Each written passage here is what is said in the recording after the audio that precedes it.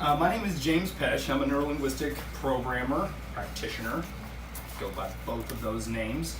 What we'll be discussing mostly from my field is language and how language can alter or change some of our neuropathy and in real time. So we're going to talk about some neuroplasticity, we're going to talk about some changes that occur in the neural pathways, and I'm going to come around and hand out a worksheet, but did everyone have a chance to at least take a look at the representational system? Now this is for you, and this is a self-awareness test. It allows you to get an understanding on the primary way that you like to represent the world around you to yourself, whether you are a visual person, whether you are an auditory person, whether you are a kinesthetic person, or whether you kind of keep track of the history of your life by a narrative, something that you tell to yourself, a story.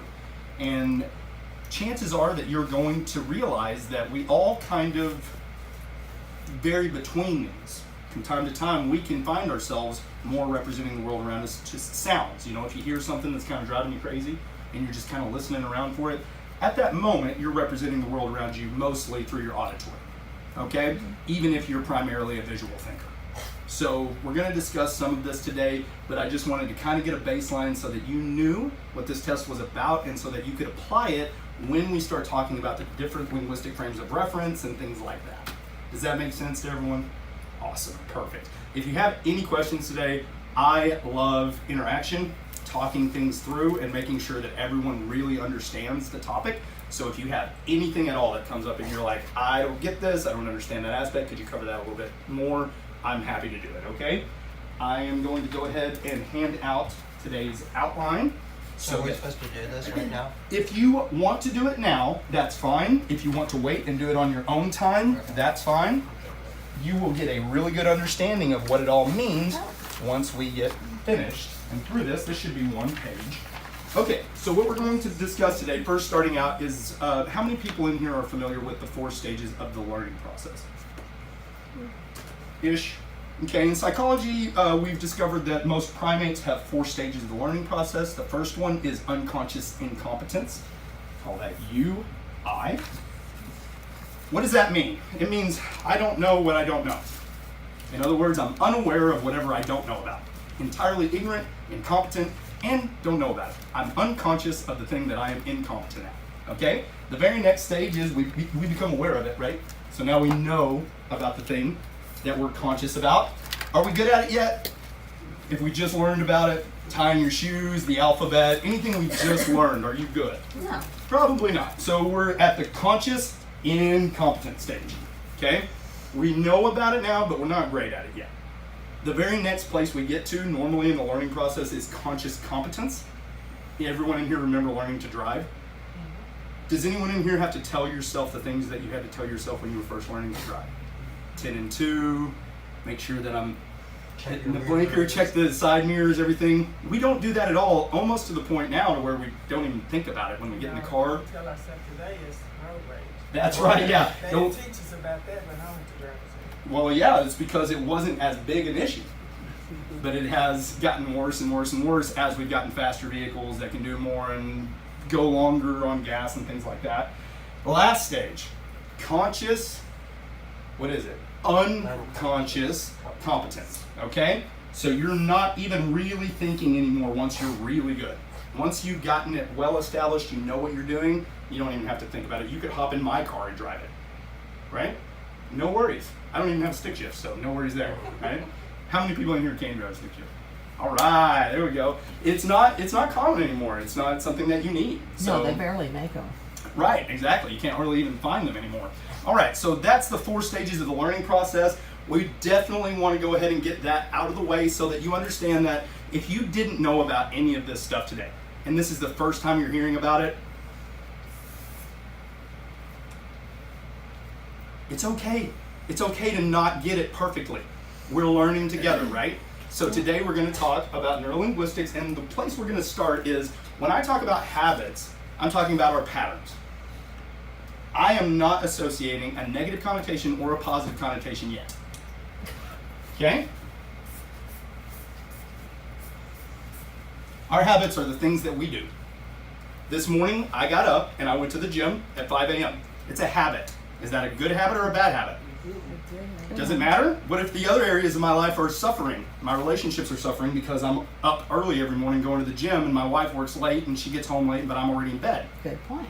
Right? So I could be suffering. So that's why I don't associate positive or negative associations yet. Okay? Right now, all we're talking about is our patterns, the things we do all the time. All right? So how do we get there? How do we get to our habits, the patterns that we repeat? Our behaviors. Why do we allow ourselves to do them? Why do we create them? Yes, ma'am. Oh, I thought I am asking. I'm asking. What do you think? because something becomes important to us, and so we add it into our routine. And how do we convince ourselves that something's important? Rewards. Rewards. We give ourselves reasons, right? We give ourselves lots of reasons. So we're going to talk about beliefs. Beliefs are the reasons we give ourselves to allow ourselves to act in certain ways. Okay? Now, when I discuss beliefs, behaviors, and habits, so far yet I have not attached any negativity or positivity to any of these linguistic terms. We're just right now identifying what it is we're going to be talking about. I spent a little over a decade at just over 300 pounds. I was in horrible shape. I had type 2 diabetic symptoms, and in one day, I changed everything in my life. One decision changed it all. Now, I believed that every person on the planet made a decision to change their lives the same way I did. All of our brains work the same, right? We're all pretty much the same. Wrong. We all have different methods. And so what I'm going to teach you today are 3 of the methods that have been discovered through neurolinguistic programming for one purpose, and that is to change a habit that someone wants to change. Okay? And it's very important to remember that someone has to want to change this habit. How many of you deal with people that you can see and clearly identify a habit in their life that they should change? And how many of those people want to change that habit? Kind of 50-50, right? Kind of some of them do, some of them don't. It's easy for you to see that if they just fixed this habit, their lives would be entirely different. But if they don't want it, none of these techniques work. They have to want change. If they want change, this is super powerful. Okay? So, the first thing we're going to learn is something called mapping across. Okay? I'm going to hand out the final handout. I know, I've got a lot of them. Sorry. This has a checklist on it that helps us identify if someone is in their visual, auditory, or kinesthetic mind frame. Okay? This is quite a bit of fun to do this and watch people do this because we're going to talk about this. So in these seminars and workshops, I always say a certain word, and it allows me to demonstrate how language is a unique animal. It's the word duck. Now when I say the word duck, Kneale, what comes to your mind? Affleck. Okay, great. So did you see a picture of a white duck in your head? Yeah. Okay, great. Anyone else? What'd you see when I said duck? Well, I kind of had a double take. I saw a duck and then a duck. And then you saw this, yes? I saw the duck my grandson was playing with. What's last color? night. It was orange. It Was was it bad. Orange? duck. Kind of bad ducking. Ducking down like this?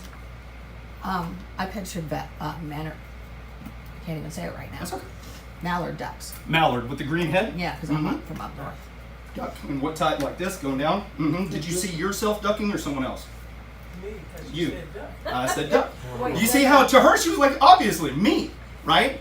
How many people in here saw yourself in the image at all when I said duck? You did? I just felt it. You just kind of felt The it? way You kind of, said it mm-hmm. with such emphasis. I didn't mean to give you that impression, but every single person in this room had a different thing pop into their mind. This is why it's so important for us to understand how quickly language can go different ways, right? Right. I say duck to Kneale, he pictures Affleck, white duck, but we got someone over here ducking down, obviously it's me. 2 totally different pictures. I just said one word, duck, right? So what's cool about this is it gives you the impression already that language is complex. We have this style of thinking as humans called mental ease by Steven Pinker. Does everyone know who Steven Pinker is? Doctor of psychology at Harvard. So Steven Pinker calls the language that we communicate to ourselves in mental ease. It's a construction of images, sounds, feelings, and an internal dialogue that we're carrying on with ourselves.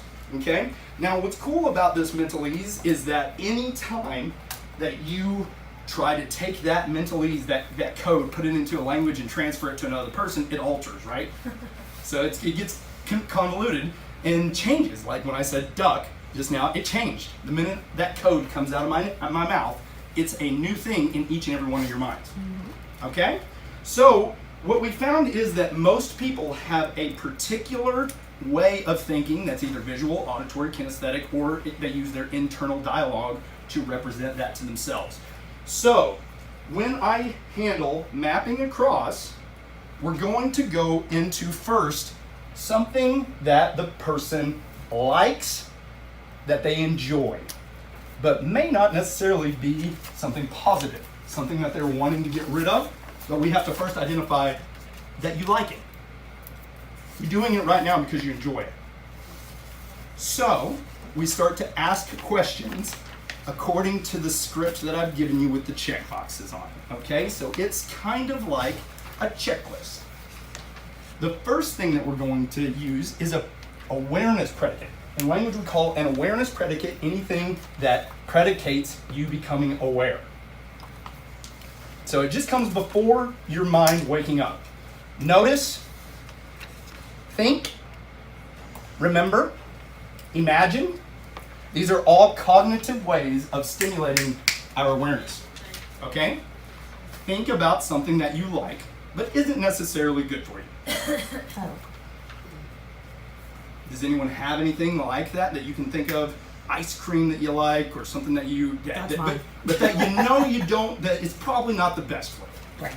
Right? Okay, so when you think about the ice cream that you like, what flavor is it? Chocolate. Chocolate ice cream. And do you have a special brand that you like? No. No. Okay, so as long as it's chocolate and it's pretty good, you're going to be okay with that, Yeah. yes? When you first think about that chocolate ice cream, what's the first thing you notice when you think about it? It's creamy. It's creamy. Great. Creamy. When you think of creamy things, what's the first thing you notice when you think of just creamy in general? Pudding. Pudding? Okay. What about pudding is creamy? The whole thing. Right? Is it the texture? Is it the taste? The smoothness. The smoothness of it, Yeah. right? Okay. I don't know how many of you are noticing, but we're getting a lot of kinesthetic words, a lot of feeling words. Did you notice that? Smooth and creamy and all of this type of kinesthetic words. Is there any images that come to your mind when you think of the chocolate ice cream? My waist. Okay.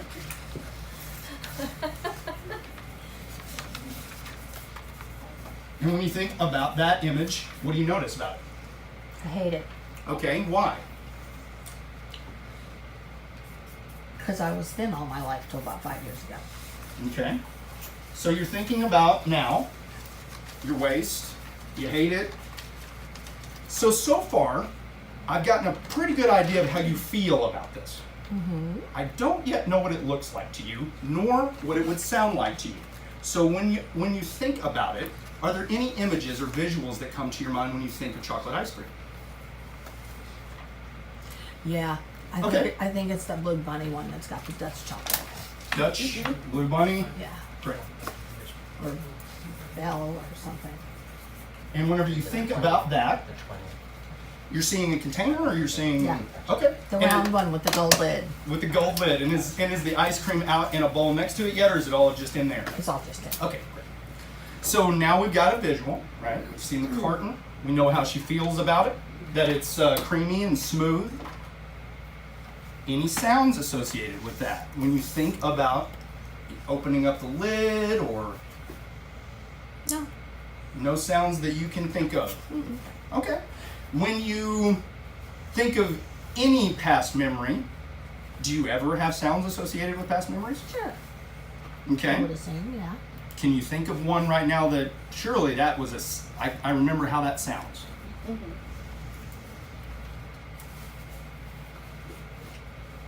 Car wreck. Okay. And you remember that sound. Yeah. And you also had a feeling associated with that pretty strong. Yeah. Yeah. Okay. So what we're trying to find out and determine, how many people think that you're going to communicate well with her in auditory linguistic sounds? Should you use sounds when speaking with her? How does that sound to you? Does it sound good whenever I'm using a lot of sound words? Or do you think that you'd feel better about it if I used a little more feeling words? I don't know. It's interesting. What we're doing is establishing linguistic frames of reference and trying to identify which language patterns are easiest for you to communicate in. Now, what I've noticed is that auditory memories weren't really firing. You couldn't just, I can think of the way I smack whenever I take it out, the way that the ice cream sounds when I scoop it through there, when I get the bowl out and I set the spoon in there and I can hear the cling, cling, cling. None of that came out, right? So chances are your memories aren't associated as much with sound as they are with your emotions, your feelings, and a little bit of visuals. We got the Dutch blue bunny with the gold lid, right? So most of the time, if I'm going to try to communicate with you, I'm going to use more feeling words. I'm going to ask you whenever, do you feel like that you would hate it so much if you were thin, No. right? So I didn't use any visuals, nothing auditory. This was all feeling. Because is thin a thing? Yeah. Is it? What is it? What are you, thin? I wouldn't consider myself thin. Because to me, thin isn't a specific thing. Well, it's a thing to me. Exactly. That's what I mean. Is that it's a feeling word. Thin is a way you feel about it. And some people say, I want to be a size 6. That's a visual thing. That's a concrete thing, a 6. So when I say, what does thin mean to you? I'm trying to get more like labels. Let's get it rounded. Let's get it well defined. What does it mean and how do you know when you're there? So that if it were a goal, you'd know you hit it. Okay. So what's thin to you? A size 6. Great. Okay. So So I always used to be lower than that. Okay. But I'll take a 6. a 6 is okay, right? That'd be all right. That's all right. And when you say that out loud, how does that feel? Kind of shameful, really. Does it? Yeah. Okay. What about a 6 would make you feel ashamed? Oh no, not being a 6. Oh, okay. Repeat the question then. What, when you say a 6, that would be thin, how do you feel about a 6? Oh, I feel good about that. You feel good about it, right? Yeah. Make you feel good. Good. So now we're starting to know how she feels about that. The 6 feels good, right? So this is how we're doing a good job of getting it across how she feels. Now I want you to think of something not like the ice cream, something you don't like. And let's stick with a food. Make it easy. Oh, okay. Yeah. Foods are super easy on this type. Sauerkraut. Sauerkraut. I hate sauerkraut. So you and I are on the same page there. All right. What about sauerkraut did you notice first when you thought about it? How my uncle used to dig it up from the yard. Okay. So what about Apparently you have that? to bury it for like a season or something. Uh-huh. So what about that and that experience? Why did you notice that first, do you think? Because I thought that was a gross way to make food. Okay, so that's a gross way to make food. So the first thing we Yeah, it was noticed, like in a container. the first thing we noticed was Oh, winter. gross. You bury it out in This the- is a gross way to make food. Okay? Same type of linguistic frames of reference as the things we like. We go over to the other side using the same exact. She didn't say that it was a visual of that sauerkraut, but it was the grossness of what it took to make it. That was the first association she got from it. So it's a feeling, right? Now, when you imagine that grossness, is there any tactile sensations that go along with that in your body, like a disgust, like you feel like you want to, like that? Yeah, totally. Okay. The smell. The smell. All right, this is one we haven't talked about. Talk to me about the smell. This is the olfactory region. And a lot of people, if they're strong smellers, they can't even listen to you talk if your breath stinks. It's like, get away from me. It's the olfactory. My wife is like this. So when you think about the smell of it, what do you notice? Then it makes me want to hurl. It makes you feel Uh-huh. like you want to throw up. Oh yeah. Makes her feel like she wants to throw up. This is what she notices about it. Now, I want you to try to imagine that sauerkraut, a picture of it. Okay. Can you do that? Can you describe that picture to me? Is it in black and white or is it in color? Color. Color. And is it vivid and clear or is it kind of fuzzy? It's clear. Clear. And is it like on an IMAX, like a big screen, or is it somewhere within your mind? It's in my uncle's kitchen. Okay, so you see it in the kitchen, and whenever you were seeing it, is it kind of like it's out in front of you, or is it within the mind? It's on a tray. Okay. A hot dog tray. They had hot dogs On there. a hot dog On tray. a hot dogs. Great. So much easier for her to develop visuals around what she doesn't like than what she does. Did you notice that? Now, if we're going to map across, what we would do is we would use the linguistic frame of reference that she used for the positive thing. And then we would tell her to slide that over into the area of the negative thing on the tray, where the sauerkraut was. Mentally, take that image of the chocolate ice cream and slide it over there on the tray. See? So what we've done now is that's a limbic system response. It's automatic. Automatic limbic system response, because I used her own emotional affiliation and association with the habit. Does that make sense? The habit of what? The habit of the ice cream Oh, okay. and the mental emotional association with the thing you dislike, which is also an emotional limbic system Gotcha. response. And all we did was map those two across. You confuse the limbic system and it allows time to break that association and that feeling that you had with it the first time. It's a really simple visualization technique. You do have to have some visuals, but not really that many. If the person is mostly kinesthetic, and they're mostly giving you things like it's real rich and smooth and creamy and all of that, then it's okay to just use kinesthetic anchors and map those across. It's most powerful if you can get visuals, sounds, and emotions. Does that make sense? Yeah. Okay, awesome. So that's a map across. It's a relatively easy method. I hope you noticed that I started using the checkbox. I don't know if you did, but on the last one when we started doing visuals, was it black and white or was it in color? Was it vivid and crisp and clear, or was it kind of fuzzy? Oh. Yeah. So what I was doing was trying to help her mind get a better picture of what this really is. It makes it more concrete and real. Have you ever seen someone eat a lemon and your lips pursed? Yeah. It's an activation of mirror neurons. The more real that this memory becomes to her, the more real it is to the mirror neurons. It becomes a real experience the more we talk about it. Okay? Does that make sense? Everybody cool with that? We're on the same page? Awesome. The next one we're going to go into is the swish pattern.